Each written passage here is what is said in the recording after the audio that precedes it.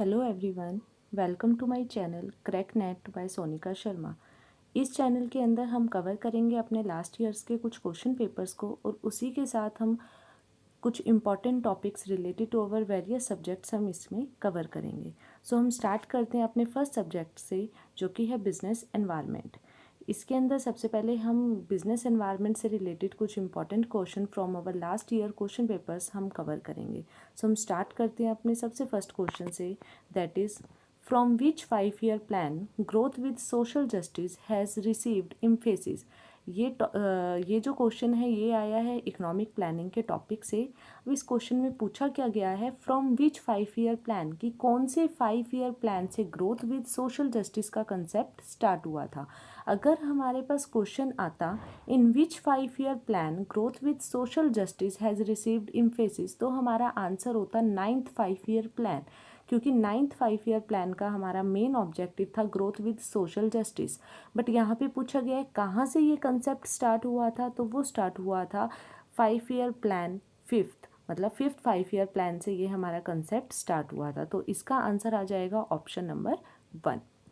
Now come to our next question which is related to competition act 2002। Which of the following is not the objective of Competition Act 2002? There are main three objectives of Competition Act 2002, which are prohibition of dominant position, prohibition of anti-competitive agreement and regulation of combinations।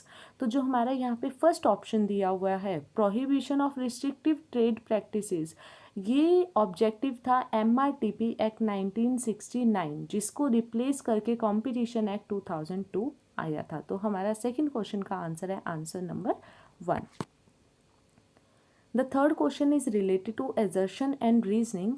Generally assertion और reasoning के question attempt करने में students को problem होती है, तो आपको ये क्वेश्चन को किस तरीके से अटैम्प्ट करना है, पहले आप इनको एज अ स्टेटमेंट ट्रीट करो कि एजर्शन एक अलग स्टेटमेंट है और रीजनिंग एक अलग स्टेटमेंट है। दोनों को अलग अलग रीड आउट करो, दोनों को अलग अलग इंटरप्रेट करने की कोशिश करो कि वो कहना क्या चाह रहे हैं, और उसके बाद दोनों को रिलेट करो। जैसे कि industrial liberalization became an imperative condition for the growth of forces of competition, leading to high efficiency and productivity in Indian industries। इसके अंदर ये क्या कह रहे हैं कि आज के टाइम में जो हमारा कंपटीशन का एनवायरनमेंट है, उस टाइम में अगर आपको अपनी एफिशिएंसी को और अगर हमें अपनी प्रोडक्टिविटी को इंक्रीज़ करना है, तो उसके लिए लिबरलाइजेशन एक इम्पॉर्टेंट कंडीशन है। That means without liberalisation an industry can not increase its productivity and cannot achieve high efficiency, which is correct, क्योंकि लिबरलाइजेशन अगर होगा तो हमारा ज़्यादा टाइम लाइसेंसिंग फॉर्मेलिटीज़ उसी चीज़ों को फुलफ़िल करने में लगा रहेगा और हमारी एफिशिएंसी को वो रिड्यूस करेगा और उसी के साथ हमारी प्रोडक्टिविटी भी रिड्यूस होगी। तो यहाँ पे हमारी एजर्शन करेक्ट है। Now reasoning, industrial development and curbing of poverty is only possible through government intervention. इसमें क्या कह रहे हैं कि industrial development and curbing of poverty, मतलब गरीबी को रोकना, ये ओनली गवर्नमेंट की तरफ से ही, गवर्नमेंट की अगर इंटरफेरेंस कर रही है या फिर गवर्नमेंट अगर एक इम्पॉर्टेंट रोल प्ले कर रही है, तभी हम इन दोनों चीज़ों को अचीव कर सकते हैं, अदरवाइज़ नहीं कर सकते। तो ये एक स्टेटमेंट हमारी गलत स्टेटमेंट है, क्योंकि प्राइवेट सेक्टर भी उसके अंदर कहीं ना कुछ रोल प्ले कर रहा है। तो अगर ये ओनली वर्ड नहीं होता तो मे बी हम उस पर फोकस कर सकते थे कि मे बी ये करेक्ट हो सकती थी, बट इन्होंने कह दिया ओनली गवर्नमेंट, तो विच इज़ रॉन्ग। तो अब देखते हैं ऑप्शन इससे रिलेटेड कौन से हैं। देखो फर्स्ट में दोनों को रॉन्ग बोला हुआ है, तो ये ऑप्शन तो आ ही नहीं सकता बिकॉज एजर्शन इज करेक्ट। इसी तरीके से फोर्थ ऑप्शन में भी क्या बोला हुआ है, ए इज़ नॉट करेक्ट, तो फोर्थ ऑप्शन भी नहीं आ सकता। अब सेकंड ऑप्शन देखिए, A is correct but R is not a correct explanation of A, which is right को ऑप्शन। तो यहाँ पे हमारा आंसर हो जाएगा answer number 2। Now come to our next question which is related to sustainable development. Generally, sustainable development is a holistic approach which implies that there is a balanced development between economic and environment and social। मतलब there will be a balance between economy, social environment and natural environment. तो first दिया हुआ है sustainable development means an attempt to achieve the balance between economic growth and conservation protection of environment, which is correct statement. तो अगर यहाँ पर हम लोग एलिमिनेशन अप्रोच का भी यूज़ कर सकते हैं। तो देखिए कौन कौन सी स्टेटमेंट ऐसी हैं जिसके अंदर फर्स्ट इंक्लूड है ऑप्शंस में। तो ऑप्शन नंबर 1 में बोला हुआ है statement first and third is incorrect, which is wrong. Statement second and third is incorrect, ये ऑप्शन हमारा हो सकता है। Statement first and second is incorrect, ये भी नहीं होगा। और statement first second and third is incorrect. तो इस क्वेश्चन को आप विदाउट दोनों स्टेटमेंट अटेम्प्ट करे भी सॉल्व कर सकते हैं, क्योंकि एलिमिनेशन अप्रोच हम यहाँ पे यूज़ कर सकते हैं कि जो नहीं हो सकते आप उनको क्या कर दो, क्रॉस कर दो। बाकी हम ये दोनों स्टेटमेंट भी रीड आउट करते हैं। सेकेंड स्टेटमेंट है sustainable development means meeting the need of industries without compromising the need of import and export balancing.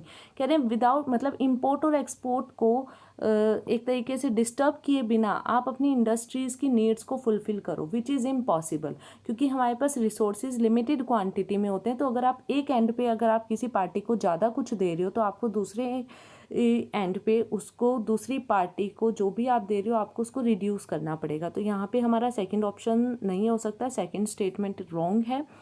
Third statement sustainable development means creation of sufficient surplus budget through stock of capital assets including land. Sustainable development कह रही है कि सारी चीज़ों को store करके रख लो, जबकि सस्टेनेबल डेवलपमेंट का कंसेप्ट क्या है कि आप अपनी प्रेजेंट नीड्स को फुलफिल करो, बट फ्यूचर जनरेशन को ध्यान में रखते हुए कि अगर फ्यूचर जनरेशन जो भी हमारी नेक्स्ट जनरेशन आएगी उनके लिए भी हमारे कुछ नेचुरल रिसोर्सेज बच सकें। तो हमारी थर्ड स्टेटमेंट है वो भी क्या है, wrong. Now come to our next question which is for which one of the basic reason the structural adjustment programme was undertaken in India in 1991। 1991 की जब इकोनॉमिक पॉलिसी आई थी तो उसके अंदर मेन कंसर्न हमारे दो कंसेप्ट पे था। सबसे first one is stabilisation and second one is structural adjustment programme. Stabilisation एक शॉर्ट टर्म कंसेप्ट था जिसके अंदर मेन फोकस किया गया था कि हमें अपने फिजिकल डेफिसिट्स को रिड्यूस करना है और इकोनॉमी के अंदर स्टेबिलिटी लेकर आनी है। और एज अ लॉन्ग पर्सपेक्टिव हमने स्ट्रक्चरल एडजस्टमेंट प्रोग्राम को अडॉप्ट किया था, जिसके अंदर हमने लिबरलाइजेशन करी, अपने प्राइवेट सेक्टर का रोल को एनहांस करा, ग्लोबलाइजेशन का हम लोग कंसेप्ट लेकर आए, प्राइवेटाइजेशन का हम लोग कंसेप्ट लेकर आए। प्राइवेटाइजेशन के अंदर हमने अपने प्राइवेट सेक्टर के रोल को एनहांस करा। लिबरलाइजेशन के अंदर हमने लाइसेंसिंग, रजिस्ट्रेशन, हमने ये फॉर्मेलिटीज़ को रिड्यूस करा। एंड ग्लोबलाइजेशन के अंदर हमने अपनी इकोनॉमी को वर्ल्ड इकोनॉमी के लिए ओपन कर दिया। तो अब यहाँ पे आता है स्ट्रक्चरल एडजस्टमेंट प्रोग्राम का मेन फोकस था फ्री मार्केट इकोनॉमी को इस्टेब्लिश करना, मतलब कि जो भी हमारी मार्केट रेगुलेट करोगी वो होगी on the basis of market forces which are demand and supply. तो यहाँ पे हमारा ऑप्शन नंबर थर्ड कि establishing a free market economy, ये इसका करेक्ट ऑप्शन होगा, क्योंकि curbing competition among private sector की, ये प्राइवेट सेक्टर में कंपटीशन को ख़त्म करना चाहता था। ये इसकी करेक्ट स्टेटमेंट नहीं है, क्योंकि हम प्राइवेटाइजेशन लेकर आए थे जिसमें हमने प्राइवेटाइजेशन में प्राइवेट सेक्टर में कंपटीशन को एनहांस किया था। Establishing predominant role of public sector, public sector के रोल को तो हमने यहाँ पर रिड्यूस किया था।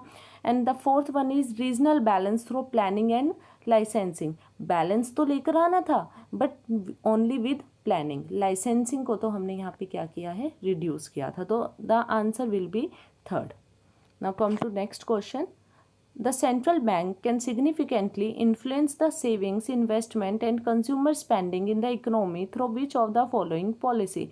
Central bank which is RBI, जिसका मेन काम होता है मनी की सप्लाई को मार्केट के अंदर कंट्रोल करना, तो वो अपनी डिफरेंट स्कीम्स के अंदर लाइक CRR, SLR, जो उनके डिफरेंट इंस्ट्रूमेंट्स हैं, इनकी हेल्प से वो क्या करते हैं, मनी की supply, saving, investment, consumption market के अंदर इनको कंट्रोल करते हैं। तो वो विच policy, with the help of which policy RBI ये सब कुछ करता है, that is monetary policy.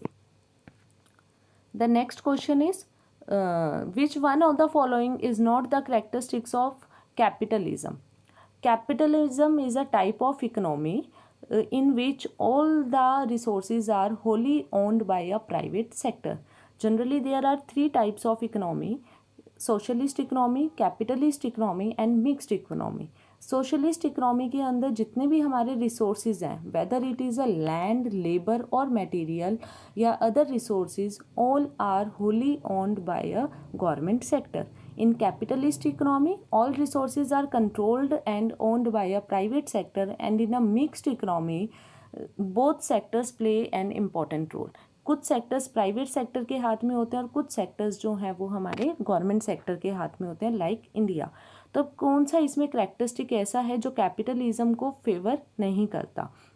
Individual and association behave with economic motive of maximizing their profit with least sacrifice or cost. ये करेक्ट है. इसके अंदर क्या होता है, इंडिविजुअल्स, एसोसिएशन, इनका जो भी पार्टीज हैं इनका मेन मोटिव होता है अपने प्रॉफिट को एनहांस करना और लॉस कॉस्ट को मिनिमाइज करना.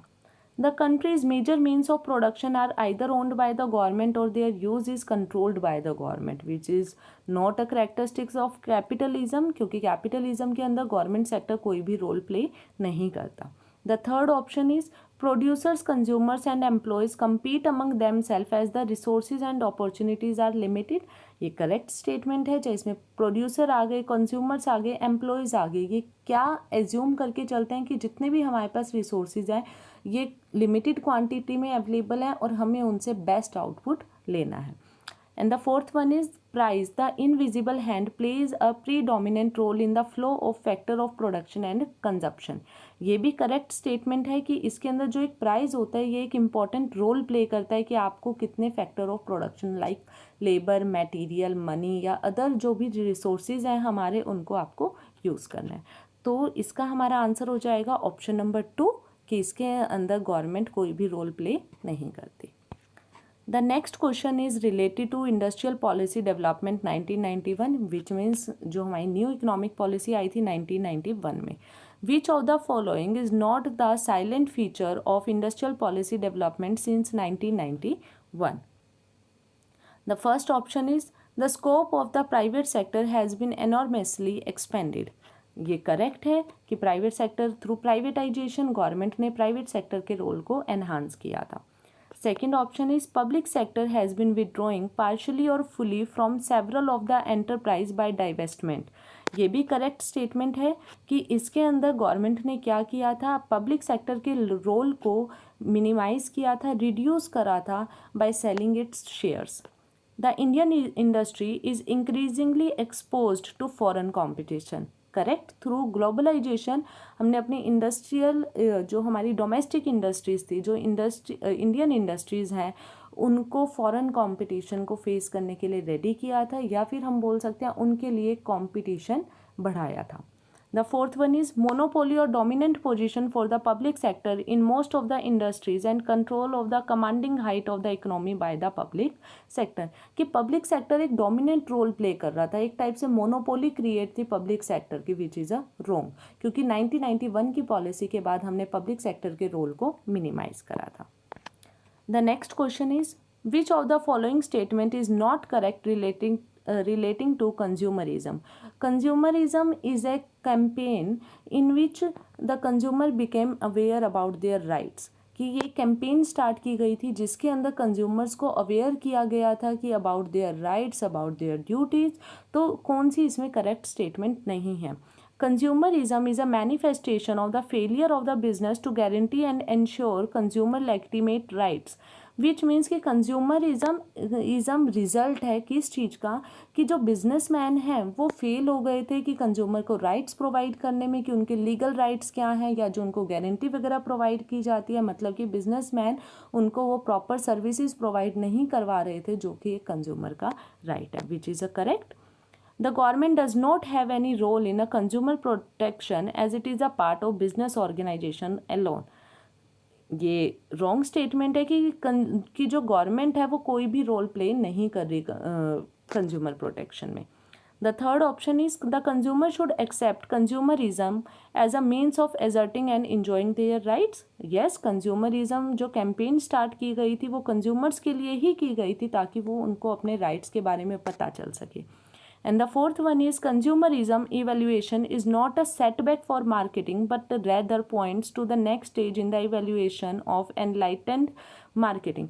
कंज्यूमरिज्म मार्केटिंग को एक बैक स्टेप पे नहीं लेके जा रहा, जबकि मार्केटिंग के अंदर एक ये न्यू डेवलपमेंट है जिसके अंदर consumer is the king of the market का कंसेप्ट लेकर आए हैं। इसी के साथ कंज्यूमर्स को उनकी राइट्स के बारे में अवेयर किया गया।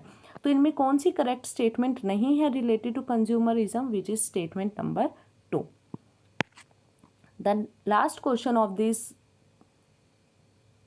video is which of the following is not covered in the approach adopted by NITI Aayog.